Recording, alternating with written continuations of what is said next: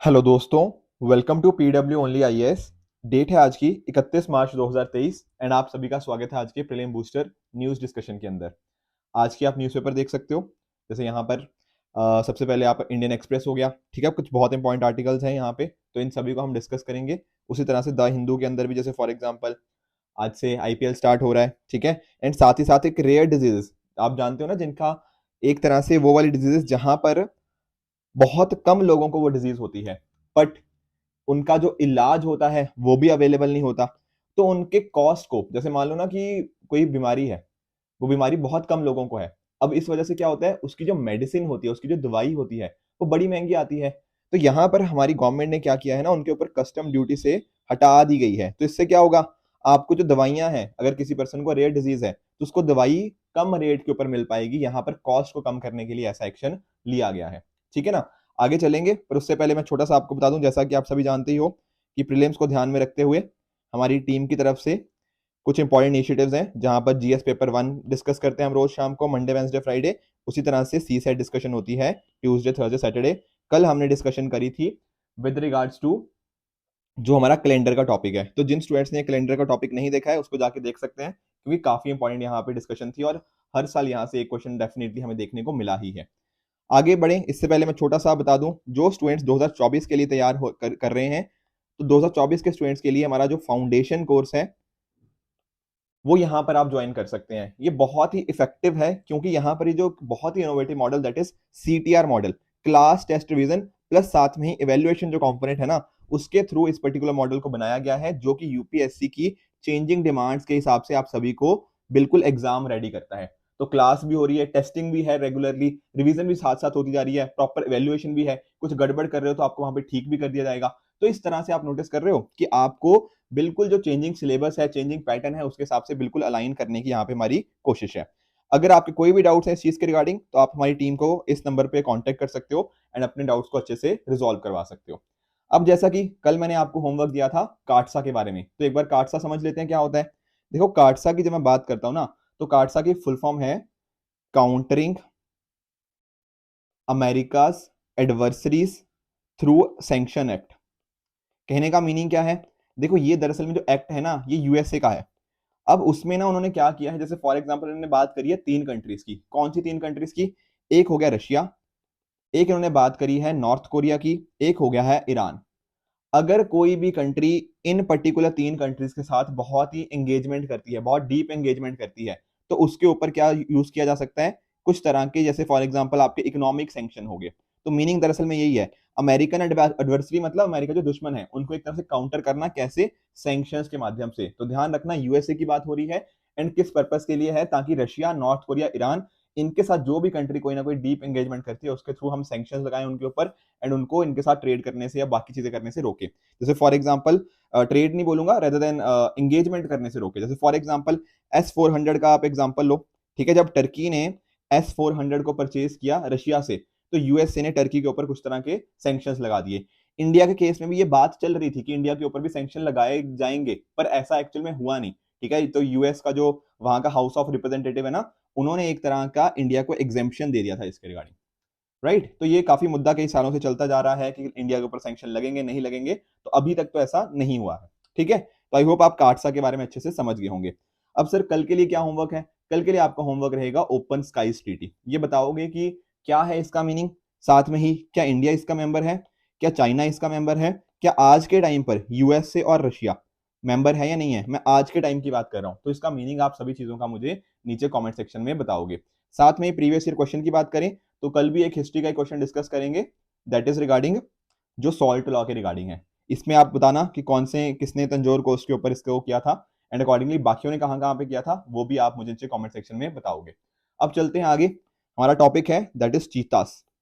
देखो, कल भी हमने थोड़ा डिस्कशन किया था, पर एक्चुअल में अभी क्या न्यूज है चीता के रिगार्डिंग, कि एक जो चीता है ना, जिसको बेसिकली नामीबिया से हम लेके कहां पे आए थे, मध्य प्रदेश के कुनु नेशनल पार्क के अंदर, उसने 4 बच्चों को जन्म दिया है, ठीक है ना।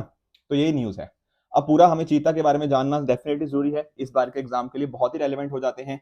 देखो, ये पहली बार है ऐसा कि 70 साल के बाद किसी चीता ने इंडियन सॉइल के ऊपर जन्म दिया है। देख रहे हो, क्योंकि एक्चुअल में हुआ क्या था, आप जानते हो चीताज इंडिया से एक्सटिंक्ट हो गए थे ना। आप जानते हो कि इंडिपेंडेंस के टाइम के अराउंड, एक्चुअली में 1948 की बात है, उस टाइम पर जो आखिरी चीता था उसको छत्तीसगढ़ के अंदर देखा गया था। फिर 1952 में हमने चीतास को इंडिया से एक्सटिंक्ट घोषित कर दिया था। ऐसा सर हुआ क्यों था? देखो बहुत सारी हंटिंग करी गई थी, ठीक है, हैबिटेट लॉस हुआ इनका, तो इस वजह से चीतास हमें एक्सटिंक्ट हो गए थे हमारी कंट्री से। फिर लंबे टाइम तक बात चलती रही कि हमें बाहर से चीता मंगाने चाहिए। काफी बार हम एशियाटिक चीता मंगाने की बात कर रहे थे, जो कि सिर्फ हमें ईरान में देखने को मिलते हैं और जिनकी जनसंख्या अभी संख्या केवल 100 से भी कम है। पर बाद में क्या डिसाइड हुआ, ये तो नहीं हुआ। अब हमारे यहाँ पे क्या लेकर आए गए? अफ्रीकन चीतास, जो कि हमें अफ्रीका के कॉन्टिनेंट में काफी हजारों नंबर्स में देखने को मिल जाते हैं। तो इंडिया में सर कौन से आए हैं? इंडिया में ध्यान रखना अफ्रीकन चीता आए हैं, ना कि एशियाटिक चीता। अब अगर थोड़ा सा और समझे, ठीक है ना, तो यहाँ पर आप देख सकते हो जो चीतास हैं, अफ्रीका हो गया, साउथ वेस्ट एशिया में हमें देखने को मिल जाते हैं। फास्टेस्ट लैंड एनिमल है, 80 से 100 किलोमीटर पर आवर की लगभग स्पीड इनकी अब यहाँ देखी जा सकती है। अब यहाँ पर ना 3 मेन सोशल ग्रुप्स के अंदर आपको चीतास देखने को मिलेंगे। पहला हो गया फीमेल और उनके बच्चे हो गया, ठीक है ना। उसी तरह से मेल का कोलिशन हो सकता है, काफी सारे मेल इकट्ठे रह रहे हो, या फिर सॉलिटरी अकेले वाले भी हो सकते हैं। तो इस तरह से आप नोटिस कर सकते हो। चीतास जो होते हैं ना वो जनरली दिन के टाइम एक्टिव होते हैं, वेरस जब आप बात करते हैं लॉयंस की, लेपर्ड्स की, ये जनरली रात के टाइम पर एक्टिव होते हैं। हम बात करते हैं ना जैसे नॉक्टर्नल, नॉक्टर्नल मतलब नाइट के टाइम पर एक्टिव होना, डायर्नल मतलब डे के टाइम पर एक्टिव होना। तो चीतास डायर्नल है, ये दिन के समय ज्यादा एक्टिव होते हैं। ये through out the year breed करते हैं, और इनका जो जेस्टेशन पीरियड होता है, जेस्टेशन पीरियड मतलब जो गर्भकाल, कहने का मीनिंग क्या है कि कितने टाइम के लिए जो अंदर बच्चा है वो डेवलप होता है मदर बॉडी के अंदर, तो वो नियरली 90 से 95 दिन का होता है, 3 साढ़े 3 महीने के आसपास का। अब ये जो चीता के बच्चे हैं, ठीक है ना, तो यहाँ पर क्या होता है, इनको ये डिपेंडेंट होते हैं अपने मदर के ऊपर। जैसे फॉर एग्जांपल हमारे यहाँ नहीं कहते कि बच्चा जो माँ के दूध के ऊपर डिपेंडेंट होता है कितने टाइम के लिए, तो उसी तरह से चीतास जो होते हैं अपने उनके ऊपर डिपेंडेंट होते हैं 4 महीने के लिए, और 20 महीने के बाद वो इंडिपेंडेंट हो जाते हैं। इसके साथ ही अगर आप नोटिस करो अफ्रीकन चीता की जो इंडिया में लाए गए हैं, उनका IUCN स्टेटस है वल्नरेबल। जो एशियाटिक चीता है वो सिर्फ ईरान में ही है, बहुत ही कम संख्या में है, इसलिए उनका IUCN स्टेटस क्या है? Critically endangered. तो ये भी चीजें आपको पता होनी चाहिए। बाकी आप CMS की बात कर लो, ठीक है, माइग्रेटरी स्पीशीज की बात कर लो, साइट्स की बात कर लो, वहां आपको अपेंडिक्स 1 में देखने को मिल जाएंगे। कुनो नेशनल पार्क, जहां पर कि हम चीतास को लेके आए हैं, ये मध्य प्रदेश में आप सभी जानते हो, जिसको 1981 में एस्टेब्लिश किया गया था as a wild life sanctuary. फिर 2018 में इसको नेशनल पार्क का स्टेटस दे दिया गया। ये काथियार गिर ड्राई डेसिडुअस फॉरेस्ट का ही एक पार्ट है। तो आई होप आप चीतास हो गया और कुनो नेशनल पार्क, इन सभी के बारे में अच्छे से समझ गए होंगे। नेक्स्ट टॉपिक की तरफ बढ़ते हैं, recommendations of parliamentary committee for UPSC। देखो वैसे तो ये न्यूज 2-3 दिन से चली आ रही है, पर थोड़ा मैं डिटेल में आपसे डिस्कस करना चाहता था, तो इसलिए मैंने डिस्कस नहीं करा। देखो पहली बात तो समझना कि काफी लोगों को कंफ्यूजन हो रही है कि एक्चुअल में चीज हो चुकी है। द आंसर इज नो, ये सिर्फ एक रिकमेंडेशन है, ठीक है, सिर्फ बात करी गई है। आप जानते हो पार्लियामेंट्री कमेटीज होती हैं, तो इन्होंने ना UPSC के रिगार्डिंग कुछ जो हमारा एग्जाम्स होते हैं उसके रिगार्डिंग कुछ रिकमेंडेशन दी है। जैसे फॉर एग्जाम्पल आप नोटिस करो, अभी जैसे पिछले साल का अगर मैं एग्जाम बात करूं, तो पिछले साल का आई थिंक नोटिफिकेशन ना फरवरी में आई थी, इस बार भी उसी टाइम के अराउंड आई है। तो फरवरी में आई है, और अभी भी पिछले साल के, मैं 2022 वालों की बात कर रहा हूँ, तो 2022 फरवरी में नोटिफिकेशन आई थी पिछले साल के प्रीलिम्स और मेंस इन सभी चीजों की, और अब जाके मई के एंड में इसका रिजल्ट आएगा। तो हुआ क्या है, 15 महीने का UPSC का प्रोसेस हो गया, नोटिफिकेशन रिलीज करने से लेकर फाइनल रिजल्ट आने तक। तो इतना लंबा टाइम लगता है। तो यहां पर ना रिकमेंडेशन के अंदर ये भी बोला गया है कि भैया 15 महीने का जब इतना लंबा साइकिल होता है ना, इससे कहीं ना कहीं जो कैंडिडेट्स हैं उनके दिमाग के ऊपर प्रेशर रहता है, ठीक है, एक मेंटल हेल्थ का उनका इंपैक्ट होता है। तो हमें यहाँ पे फोकस क्या करना चाहिए, इस पार्लियामेंट्री कमेटी ने रिकमेंड किया है कि 6 महीने से ज्यादा ये चीज नहीं होनी चाहिए। 6 महीने के अंदर फटाफट प्रीलिम्स कराओ, मेंस कराओ, इंटरव्यू कराओ, 6 महीने के अंदर इन चीजों को रैप अप करो। इतना लंबा प्रोसेस जब होता है ना, तो इंसान के मेंटल हेल्थ के ऊपर नेगेटिव इंपैक्ट आता है। प्लस साथ में अगर आप नोटिस करो, तो हमारे जो एग्जाम्स है ना, उनमें पार्टिसिपेशन रेट काफी कम है। दरअसल में होता क्या है ना कि स्टूडेंट्स जो होते हैं वो एग्जाम फिल कर देते हैं, ठीक है ना, जैसे एग्जाम भर दिया पर देने नहीं जाते। जैसे मैं एग्जांपल अगर बताऊं, अगर 10 लाख लोग एग्जाम भरते हैं ना UPSC का, तो सिर्फ CSC की बात कर रहा हूं, तो सिर्फ 5 लाख लोग ही कहीं ना कहीं उसको एग्जाम को देने जाते हैं। इसी तरह से दूसरे एग्जाम्स में देखा गया है। तो ऐसा क्या रीजन है इसके पीछे का, इसके टर्नआउट का रीजन ढूंढो और इसको ठीक करने की कोशिश करो। इसी तरह से ये भी इन्होंने बोला है कि कितना आपने पैसा इकट्ठा किया है पिछले सालों के अंदर बच्चों से एग्जामिनेशन फी के नाम पे। जैसे फॉर एग्जांपल 100 रुपया लगता है ना, कि आई थिंक 100 या 200 होता है, वुमेन को आई थिंक फ्री है, बाकियों को ठीक है ना, कुछ कैटेगरीज को भी फ्री है, उसके साथ ही जो मेल जनरल कैंडिडेट्स है उनको 100 रुपए या फिर मेंस के अंदर 200 रुपया, तो अलग अलग क्लासिफिकेशन है, उस हिसाब से थोड़ी फीस पे करनी पड़ती है। तो कितना पैसा कलेक्ट हुआ है, साथ में ही कितना खर्चा हुआ है इन एग्जाम्स को कंडक्ट कराने के लिए, ये पूरा यहाँ पे बोरा एक तरह से उन्होंने बोला है कि यूपीएससी को ये चीजें बतानी चाहिए। साथ में ही जो आंसर की आती है, जो आंसर की जैसे 2022 का प्रीलिम्स हुआ है ना, उसकी आंसर की आज तक यूपीएससी ने रिलीज नहीं करी। वो रिलीज होगी कब, जब फाइनल रिजल्ट आ जाएगा, इंटरव्यू के बाद जब नंबर आ जाएंगे ना, जब रिजल्ट आ जाएगा उसके बाद यूपीएससी अपनी आंसर की रिलीज करता है प्रीलिम्स की। तो यहाँ पर इस पार्लियामेंट्री कमेटी ने यह भी रिकमेंड किया है कि ये जो आंसर की आनी चाहिए ना, प्रीलिम्स के जस्ट बाद आ जानी चाहिए, और अगर बच्चों को कहीं ना कोई दिक्कत आती है तो बड़े ऑब्जेक्शन लगाए जा सकते हैं उसके ऊपर, तो ये चीज होनी चाहिए।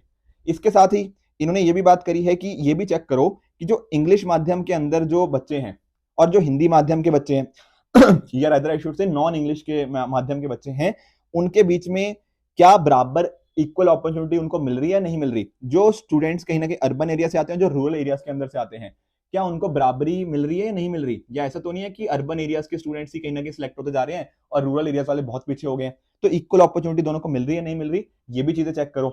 साथ में ये चेक करो कि जो आपने पिछले कई सालों के अंदर चेंजेस लेकर आए हैं, जैसे मान लो आपने एथिक्स का एग्जाम इंट्रोड्यूस कर दिया, आपने सी सेट को क्वालिफाइंग बना दिया या सी सेट का एग्जाम डाल दिया, ये इन चीजों का जो नए नए चेंजेस लेकर आ रहे हो, इनका कुछ इंपैक्ट पड़ भी रहा है या नहीं पड़ रहा। आपने जो सिलेबस में बदलाव किया उसका रियल इवैल्यूएशन में इफेक्ट पड़ा या नहीं पड़ा। कि ऐसा तो नहीं है कि स्टूडेंट्स जो हैं, ठीक है ना, एक एग्जांपल था कि एथिक्स के अंदर बहुत अच्छे मार्क्स आ रहे हैं, बाद में फिर ऐसा ना हो कि वो करप्शन करते हुए पकड़े जाएं। ठीक है, तो एक्चुअल में इंपैक्ट है भी उस चीज का या नहीं है, ये भी चेक करो।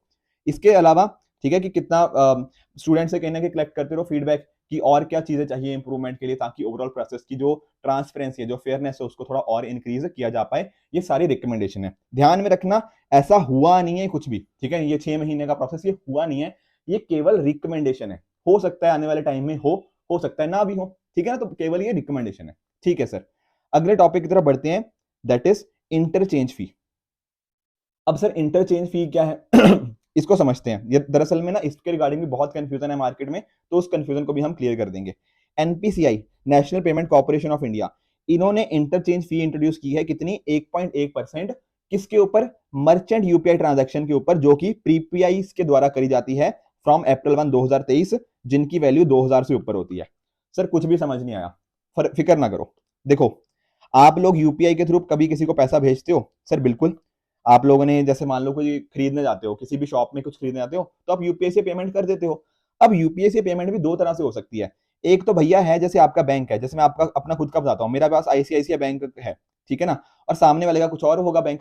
अगर मैं यहाँ पे यूपीआई का जो पैसा अपने आईसीआईसीआई बैंक से डायरेक्टली यहाँ पे डाल रहा हूँ, तो यहाँ पर कोई फीस नहीं लगती, और नए चेंजेस के हिसाब से भी यहाँ पर कोई फीस नहीं लगेगी। तो सर चेंज क्या हुआ है? चेंज ये हुआ है कि मान लो जैसे मेरा पेटीएम का वॉलेट है, वॉलेट समझते हो ना, आप अपने पेटीएम वॉलेट में कुछ पैसे रख सकते हो। तो अगर मान लो मैंने अपने पेटीएम वॉलेट में कुछ पैसे डाल रखे हैं, मान लो 10,000 रुपया मेरे पेटीएम वॉलेट में पड़ा है। अब मुझे अगर पैसे देने हैं किसी दुकानदार को, मान लो 3,000 रुपए की मैंने शॉपिंग करी है, तो यहां पर पैसा ना मेरे बैंक अकाउंट से सामने वाले के बैंक अकाउंट में नहीं जा रहा, यहां पर पैसा जा रहा है मेरे पेटीएम वॉलेट से सामने वाले के बैंक अकाउंट के अंदर। फर्क समझे? यहां पर पेटीएम वॉलेट से जा रहा है पैसा, डायरेक्टली बैंक अकाउंट से नहीं जा रहा। तो जब ऐसा होगा, जब किसी पेटीएम वॉलेट या फिर इस तरह के प्रीपेड पेमेंट इंस्ट्रूमेंट से पैसा जाएगा 2,000 रुपए से ज्यादा, तब यहां पर उसके ऊपर 1.1% इंटरचेंज फी लगाई जाएगी। ये बात बिल्कुल क्लैरिटी से समझ लो। लोगों को लग रहा है कि नहीं, जब भी यूपीआई करेंगे तो 1.1% फीस लगेगी, ऐसा नहीं है। अगर डायरेक्टली बैंक टू बैंक कर रहे हो कोई दिक्कत नहीं है, आप वो बिल्कुल फ्री है। अगर आप अपने वॉलेट हो गया या इस तरह की कुछ चीजें जैसे हो गया ना, उससे करते हो तब पैसा लगेगा। कई बार आपने देखा होगा ना, आप अपने किसी मान लो किसी की शादी है, तो आप उसको गिफ्ट कार्ड भेजते हो कई बार, जैसे अमेजोन का गिफ्ट कार्ड आता है या इस तरह से कुछ वाउचर्स वगैरह आते हैं। तो यहां पर भी ना क्या है, इनके ऊपर भी लगेगा। क्यों? रीजन क्या है? क्योंकि दरअसल में ये प्रीपेड पेमेंट इंस्ट्रूमेंट्स हैं। प्रीपेड का मीनिंग क्या होता है? आपने ऑलरेडी उसमें पैसा डाल रखा है। ये पेटीएम में 10,000 रुपए कहां से आए? ये ऑलरेडी आपने पैसे डाल रखे हैं उसके अंदर। तो इस तरह की चीजें, जो इस तरह के इंस्ट्रूमेंट होते हैं जिनमें पैसा ऑलरेडी डाल रखा है, वहां पर जब आप 2,000 से ज्यादा का कहीं ना कहीं ट्रांजैक्शन करोगे, वहां पर आपको ये चीज देखने को मिलेगी कि वहां पर अकॉर्डिंगली इस फीस को आप एप्लीकेबल होते हुए देखोगे। अगर डायरेक्टली बैंक टू बैंक कर रहे हो कोई दिक्कत नहीं, आप करते रहो, बिल्कुल वो फ्री ऑफ कॉस्ट ही रहेगा। आई होप आप ये जो नए चीजें हैं ना, जो नई चीजें, नए रूल्स लेके आए हैं, उनको आप समझ गए होंगे, ठीक है ना। तो एनपीसीआई ये चीज लेके आया है और ये अप्रैल 1, 2023 से एप्लीकेबल हो जाएंगी, यानी कि कल से ये चीजें एप्लीकेबल हो जाएंगी, ठीक है। अब जो इंटरचेंज रेट्स हैं ये एक्चुअल में वेरी करते हैं 0.5% से 1.1%। इस केस में हमें 1.1% यहाँ पे देखने को मिल जाएगा।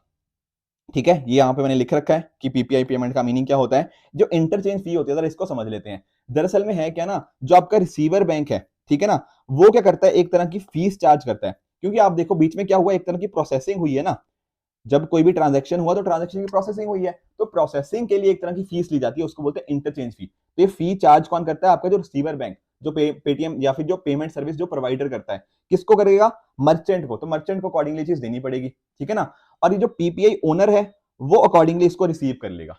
समझ रहे हो, तो फी चार्ज कौन कर रहा है, आपका रिसीवर बैंक, और पीपीआई ओनर को ये चीज अकॉर्डिंगली वो रिसीव कर सकता है। अब ध्यान समझना कि जो फी जो है ये लगी किसके ऊपर, किसको पे करनी पड़ी, ये लगी मर्चेंट के ऊपर। ऐसा नहीं है कि मेरे ऊपर लग रही है ये फीस, ठीक है। मैं कौन हूं, मैं खरीदने वाला हूं ना, मैंने जाके कोई चीज सामान खरीदा मर्चेंट से, तो यहां पर मेरे ऊपर ये फीस नहीं लगी, ये फीस किसके ऊपर लगी है, मर्चेंट के ऊपर। पर एक बात समझो, ऐसा भी तो हो सकता है मर्चेंट मेरे से मना कर दे लेना, वो बोले कि नहीं आप पेटीएम वॉलेट से करोगे, मुझे तो 1.1% फीस देनी पड़ेगी, तो मैं नहीं लूंगा आपसे। या फिर बोलेगा कि यही आप जैसे मान लो 3,000 का है, इसका 3,000 का 1.1% देख लो कितना हुआ, वो बोलेगा कि नहीं ये तो कस्टमर पे करेगा, तो ऐसा भी हो सकता है। तो ये एक इशू यहाँ पे हो सकता है कि कस्टमर के ऊपर डायरेक्टली तो नहीं है कोई फीस यहाँ पे लग रही, पर मर्चेंट बोलेगा कि नहीं अगर आप पेटीएम वॉलेट से पे करोगे तो 100 रुपया एक्स्ट्रा देना पड़ेगा। इस तरह की चीजें हमें यहाँ पे देखने को मिल सकती हैं। तो इंटरचेंज फी आखिर करी की जाती है ताकि कॉस्ट ऑफ एक्सेप्टिंग हो गया, कॉस्ट ऑफ प्रोसेसिंग और ट्रांजेक्शन को ऑथराइज करने की जो भी कॉस्ट होती है उसको कहीं ना कहीं हम कवर कर पाए, इसके लिए यहाँ पे देखने को मिल जाएगा। ठीक है ना। तो यूजर्स यहाँ पे ध्यान रखना, यूजर्स डायरेक्टली यहाँ पे चार्ज नहीं होंगे, वो तभी होगा आपका दुकानदार बोले कि नहीं मैं पेटीएम से पैसे नहीं लूंगा, अगर आपने पैसे देने हैं तो कहीं ना कहीं 100 रुपए एक्स्ट्रा दो, इस तरह की चीजें हो सकती हैं। बट अदरवाइज अगर आपसे यूपीएससी पूछे तो बिल्कुल यूजर्स के ऊपर कोई इंपैक्ट नहीं आएगा, इंपैक्ट आएगा मर्चेंट के ऊपर। इसी तरह से एक बार ना हमने कई बार पढ़ा हुआ है एमडीआर के बारे में, मर्चेंट डिस्काउंट रेट। ये भी इसी तरह की फीस है जो मर्चेंट के ऊपर लगती है, जब मान लो वो क्रेडिट कार्ड हो गया या इस तरह के जो भी पॉइंट ऑफ सेल मशीन के ऊपर जो ट्रांजेक्शन करी जाती हैं उसके ऊपर करने के लिए, तो उसको एमडीआर बोलते हैं। आई होप आप समझ गए होंगे इंटरचेंज फीस क्या है और किसके ऊपर ये एप्लीकेबल होगी। नेक्स्ट टॉपिक की तरफ बढ़ते हैं, that is great Nicobar island. अभी देखो क्या हुआ है, दरअसल में ना एक हमारा प्रोजेक्ट है, क्या प्रोजेक्ट का नाम क्या है, ग्रेट निकोबार प्रोजेक्ट। अब सर ये प्रोजेक्ट क्या है, ये प्रोजेक्ट बात करता है कि जो ग्रेट निकोबार वाला एरिया ना हमने मैपिंग करी हुई है, आप जानते हो ग्रेट निकोबार की, उसको हमने डेवलप करना है। कैसे डेवलप करना है, वहां पर एक हम ग्रीन फील्ड सिटी एस्टेब्लिश करेंगे। ग्रीन फील्ड का मतलब एक नई सिटी जहां पे पहले कंस्ट्रक्शन नहीं हो रखा, वैसी सिटी सेटअप करेंगे। वहां पर एक नया हम इंटरनेशनल एयरपोर्ट सेटअप करेंगे, एक पावर प्लांट हो गया, उसी तरह से इंटरनेशनल कंटेनर ट्रांसशिपमेंट टर्मिनल हो गया, एक टाउनशिप बनाई जाएगी। इस तरह की बहुत सारी चीजें हम वहां पे करने की कोशिश कर रहे हैं ताकि नए नए टूरिस्ट आ पाए, कुछ होटल्स हो गया, ठीक है ना, वाटर सप्लाई को ठीक करना, वेस्ट मैनेजमेंट को ठीक करना, ये सारी चीजों का नाम क्या है, ग्रेट निकोबार आइलैंड प्रोजेक्ट। अब ठीक है, अब खुद सोचो ना, अगर इतना सारा कुछ करना है कहीं ना कहीं जमीन तो चाहिए ना, लैंड तो चाहिए। तो यहां पर क्या हुआ है, हमारी जो ट्राइबल मिनिस्ट्री है उन्होंने राज्यसभा को बता दिया है कि यहाँ पर ना ट्राइबल लोग हैं, आप जानते हो अंडमान निकोबार में तो बहुत सारे ट्राइबल लोग हैं, तो ये जो ट्राइबल लोग हैं इनसे इनका डिस्प्लेसमेंट नहीं होगा, हम इंश्योर करेंगे इस तरह से। ऑब्वियसली लैंड तो देखो करनी पड़ेगी, पर यहाँ पर जो ट्राइबल्स है ना उनके ऊपर हम मिनिमम से मिनिमम इम्पैक्ट है और उनसे उनका डिस्प्लेसमेंट ना हो, ऐसा हमेशा ये चीज कोशिश करेंगे, ऐसा बिल्कुल ट्राइबल मिनिस्ट्री ने ये चीज बोल दी है। ठीक है, तो पॉइंट समझ आया कि ग्रेट निकोबार प्रोजेक्ट क्या है, प्लस साथ ही साथ हमारी ट्राइबल मिनिस्ट्री क्या कह रही है। अब यहाँ पर अगर ग्रेट निकोबार की हम लोकेशन तो वैसे जानते ही हैं, पर फिर भी देख लो, यहाँ पर ये सदर्न मोस्ट एंड लार्जेस्ट है निकोबार आइलैंड्स का इंडिया का। साथ में ही ये सुमात्रा के नॉर्थ में हमें देखने को मिलता है, नीचे देखने को मिल जाएगा आपका सुमात्रा। यहाँ पर हाईएस्ट पॉइंट माउंट थुलियर है और यहाँ पर ट्रॉपिकल वेट एवरग्रीन फॉरेस्ट हमें देखने को मिल जाते हैं। इंदिरा पॉइंट आप जानते हो, जो इंडिया का मतलब इंडिया का सदर्न मोस्ट पॉइंट है, वो यहीं पे देखने को मिलेगा।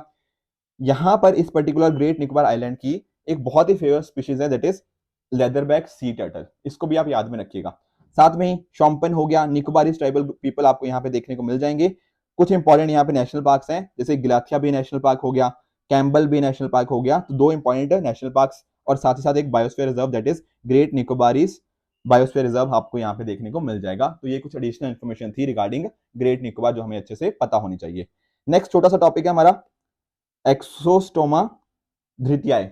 दरअसल में है क्या ना, हमारे एक जो जूलॉजिकल सर्वे ऑफ इंडिया की पहली वुमेन डायरेक्टर थी, उनका नाम था धृति बैनर्जी, उन्हीं के नाम के ऊपर हमने नाम रखा है किसका, एक्सोस्टोमा धृतियाए। अब यहाँ पर ये क्या चीज है, अरुणाचल प्रदेश के अंदर ना जूलॉजिकल सर्वे ऑफ इंडिया के साइंटिस्ट ने एक नई कैटफिश स्पीशीज को डिस्कवर किया है, या पिक्चर में देख सकते हो। तो इनका नाम ऐसे दिया हुआ है। तो यहाँ पर ना यूपीएससी में जो क्वेश्चन आते हैं वो जनरली यही आते हैं कि ये एक्सोस्टोमा धृतियाई हमें न्यूज में देखने को मिला, ये आखिर है क्या, किस चीज से रिलेटेड है, तो आपको पता होना चाहिए। यहाँ पर हम बात कर रहे हैं कैटफिश की स्पीशीज के बारे में, ठीक है, नई डिस्कवर हुई है तो डेफिनेटली हमारे लिए इंपॉर्टेंट हो जाती है। अगर आपको ये जानना है कैटफिश आखिर होती क्या है, देखो कैटफिश जनरली हम बात करते हैं फ्रेश वाटर के अंदर जो हमें पाई जाती हैं, पर ऑल्दो कुछ हमारे पास ऐसी स्पीशीज भी होती हैं जो सॉल्ट वाटर के अंदर भी हमें देखने को मिल जाती हैं। नॉकटर्नल होती हैं, मतलब रात के टाइम में ज्यादा एक्टिव होती हैं, ठीक है। साथ में अगर आप नोटिस करो तो इनको अलग अलग पर्पसेस के लिए यूज किया जा सकता है। स्पोर्ट फिशिंग हो गया, रिसर्च एनिमल हो गया, एक्वा कल्चर के अंदर आप फूड फिश की तरह यूज कर सकते हैं, ऑर्नामेंटल्स के अंदर यूज किया जा सकता है। तो ये अलग अलग चीजों के लिए कैटफिश को यूज कर लिया जाता है। अब इसकी अगर बात करें तो एक्सोस्टोमा धृतियाई की, तो इसको नगोरंग लोकल ट्राइब्स के द्वारा बोला जाता है, और इसको कहां पे देखा गया है, सिकिंग स्ट्रीम के अंदर, जो कि सियांग रिवर की एक ट्रिब्यूटरी है इन अपर सियांग डिस्ट्रिक्ट ऑफ अरुणाचल प्रदेश। तो ये कुछ एडिशनल इन्फॉर्मेशन थी जो हमें अच्छे से पता होनी चाहिए, ठीक है। तो ये कुछ टॉपिक्स थे आज के जो हमें डिस्कस करने थे। कल मैंने आपको एक संथल रेबिलियन के रिगार्डिंग एक क्वेश्चन दिया था, संथल अपराइजिंग के रिगार्डिंग, इसको एक बार देख लेते हैं कि इसका आखिर इसका आंसर क्या है। देखो अगर जब मैं बात करता हूँ ना, देखो संथल की या फिर इन जनरल में बात करूं, तो आप नोटिस करो कि जो ईस्ट इंडिया कंपनी थी वो काफी ज्यादा कंट्रोल करती थी इंडिया के अलग अलग एरियाज, चाहे आप बंगाल की बात कर लो, बिहार की बात कर लो, उड़ीसा की बात कर लो, ठीक है ना। स्पेशली अगर मैं बात करूं 1757 की बैटल ऑफ प्लासी, 1764 का बैटल ऑफ बक्सर, उसके बाद यहाँ पे काफी अच्छा खासा कंट्रोल आ गया। अब बाद में क्या हुआ, परमानेंट सेटलमेंट सिस्टम भी हमें देखने को मिला, जो कि लॉर्ड कॉर्नवालिस के द्वारा इंट्रोड्यूस किया गया। अब यहाँ पर एक जगह आप नोटिस करो, एक है हमारे पास ट्राइबल्स, ठीक है, और यहाँ पर ये लेके आ गया परमानेंट सेटलमेंट सिस्टम। इससे क्या हुआ, जो जमींदार है ना, इनके पास काफी अच्छे खासे राइट्स मिलने लग गए, जो लैंड के ऊपर राइट्स इनको दे दिए गए। पर यहाँ पर ट्राइबल तो हजारों सालों से रहते आ रहे हैं, ठीक है ना। तो यहाँ पर संथल्स को ये बात अच्छी नहीं लगी, तो जमींदारी सिस्टम के अंतर्गत क्या हुआ, इनके ऊपर एक तरह का ऑपरेशन हमें देखने को मिला। ये जो इनके राइट्स थे कहीं ना कहीं वो छीन लिए गए, प्लस ऊपर ही यहाँ पर मनी लेंडर्स बहुत सारे आ गए, ठीक है ना। तो संथल अकॉर्डिंगली इनसे पैसा लेने लग गए, एंड अकॉर्डिंगली उससे बहुत बड़ा बड़ा लोन लिया जाता था, बहुत ज्यादा इंटरेस्ट रेट के ऊपर, तो उनको रीपे नहीं करते थे। तो कहीं ना कहीं रीपे करना बहुत मुश्किल है, क्योंकि जब इतना ज्यादा इंटरेस्ट रेट होगा, तो एक तरह से जो बंधुआ मजदूरी थी हमें वो देखने को मिल गई। और ऊपर से यहाँ पर एक वर्ड आपने सुना होगा, डिकुस। डिकुस का मतलब होता है आउटसाइडर्स। इनका कहना है कि जो कल्चर था उसके ऊपर क्वेश्चन मार्क उठने लग गए, इनकी जो लैंड ओनरशिप के इतने सालों से राइट्स चले आ रहे थे वो खत्म हो गए, ठीक है ना। और कैश को यहाँ पे इंट्रोड्यूस कर दिया। पहले यहाँ पे तो ट्राइबल सिस्टम के अंदर तो बार्टर सिस्टम चलता था। तो ये सारी चीजें ना बड़ी दिक्कतें आने लगी, बहुत इकोनॉमिक इश्यूज यहाँ पे देखने को मिलने लगे, यहाँ पे बहुत ज्यादा गरीबी छाने लग गई इस पर्टिकुलर एरिया के अंदर। जब इतने हालात खराब हो जाएंगे तो कहीं ना कहीं क्या होगा, आप जानते हो, एक तरह से लोग उठेंगे। और यहाँ पर ना दो इंपॉर्टेंट लीडर्स हैं, दैट इज सिद्धू एंड कानू, ठीक है, सिद्धू एंड कानू मुर्मू। इन दो लीडर्स और भी थे डेफिनेटली, इन्होंने अपने और जो इनके संथल्स थे इनके साथ मिलकर रेबिलियन स्टार्ट किया ईस्ट इंडिया कंपनी के अगेंस्ट। कोशिश ये थी कि ब्रिटिश रूल को हम खत्म कर दें और अपनी जो लैंड है कहीं ना कहीं हम उसको वापस से रिक्लेम करें। तो काफी कोशिश करी गई। इनफैक्ट जो गुरिल्ला वारफेयर की हम टेक्निक बात करते हैं ना, वो भी इनके द्वारा काफी इफेक्टिवली यूज करी गई। तो काफी लंबे टाइम तक तो इन्होंने ब्रिटिशर्स का काफी अच्छे से सामना किया, बट इन दी एंड फिर ब्रिटिश की तरफ से बहुत सारे ट्रूप्स यहाँ पे आते रहे, एंड अकॉर्डिंगली 1856 के अंदर हमें क्या देखने को मिलता है कि ब्रिटिशर्स ने इस पर्टिकुलर रेबिलियन को एक तरह से समाप्त कर दिया, इसको खत्म कर दिया। पर डेफिनेटली इसका इंपैक्ट काफी अच्छा खासा रहा। जैसे फॉर एग्जांपल यहाँ पे नोटिस किया गया कि अगर अच्छी लीडरशिप हो तो डेफिनेटली ब्रिटिशर्स को हराया जा सकता है। तो एक तरह सा लोगों के अंदर कॉन्फिडेंस आया। प्लस साथ में अगर आप नोटिस करोगे तो ब्रिटिशर्स ने भी ना कुछ यहाँ पर चीजें करी, जैसे फॉर एग्जाम्पल टेरिटरी जिनको नाम के दिया जाता था संथल परगना, वो चीज एस्टेब्लिश करी गई। जो एक संथल परगना टेनेंसी एक्ट था 1876 के अंदर, उसको पास किया गया, ताकि जो ट्राइबल्स के ऊपर जो एक्सप्लॉयटेशन हो रही है उसको कहीं ना कहीं रोका जा पाए। साथ में ही ये भी इलीगल हो गया कि संथल्स मतलब कि संथल किसी नॉन संथल को अपनी लैंड ट्रांसफर नहीं कर सकता, तो इसको भी इलीगल कर दिया गया, मतलब बेसिकली ट्रांसफर नहीं कर सकता, ये बात थी। तो इस तरह से आप नोटिस कर सकते हो कि संथल रेबिलियन का बहुत ही एक लॉन्ग टर्म इंपैक्ट हमें देखने को मिलता है। तो यहाँ पे अकॉर्डिंगली आंसर क्या होगा, ऑप्शन नंबर सी, बोथ 1 और 2। तो आई होप आपका संथल अपराइजिंग भी अच्छे से रिवाइज हो गया होगा। अब आज के सेशन के बेसिस के ऊपर ये 5 क्वेश्चन मैं आपको दे रहा हूं, इन 5 क्वेश्चन का आंसर आप मुझे नीचे कमेंट सेक्शन में बताओगे कौन सा ठीक है कौन सा गलत है। कल जो मैंने 5 क्वेश्चन दिए थे उनका एक बार मैं क्विकली आपको आंसर बता देता हूं। पहला है CBT, central board of trustees. कल हम देखा था ना प्रोविडेंट फंड के बारे में, बिल्कुल। तो यहाँ पर क्या 2.5 साल का यहाँ पे टेन्योर है, द आंसर इज फॉल्स, ये सर है 5 ईयर्स का, ठीक है। ईपीएफओ क्या मिनिस्ट्री ऑफ फाइनेंस के अंतर्गत आता है? काफी लोगों ने ना यहाँ पे गड़बड़ कर दी है, ठीक है, कईयों ने यहाँ पे ट्रू मार्क कर दिया आंसर, पर दरअसल में आंसर ये फॉल्स है। ईपीएफओ की जब हम बात करते हैं ministry of labour and employment के साथ है, समझ गए हो, ठीक है। अब याद रखना, ठीक है, कोई बात नहीं, अगर गड़बड़ हो गई है कोई दिक्कत नहीं है, आप आगे से ध्यान में रखना कि लेबर एंड एम्प्लॉयमेंट इसको इस मिनिस्ट्री के अंतर्गत ये आता है। मालधारी कम्युनिटी के बारे में हमने देखा था, तो बिल्कुल ये गिर फॉरेस्ट के अंदर ही हमें एक पेस्टोरल कम्युनिटी देखने को मिल जाती है, तो थर्ड स्टेटमेंट बिल्कुल ट्रू है। पोलावरम इरिगेशन प्रोजेक्ट, क्या ये कृष्णा नदी के ऊपर है? द आंसर इज फॉल्स, ये गोदावरी रिवर के ऊपर देखने को मिलता है। पांचवा, सारस क्रेन, क्या ये टॉलेस्ट फ्लाइंग बर्ड है इन द वर्ल्ड, जो कि इंडियन सब कॉन्टिनेंट के अंदर फाउंड किया जाता है?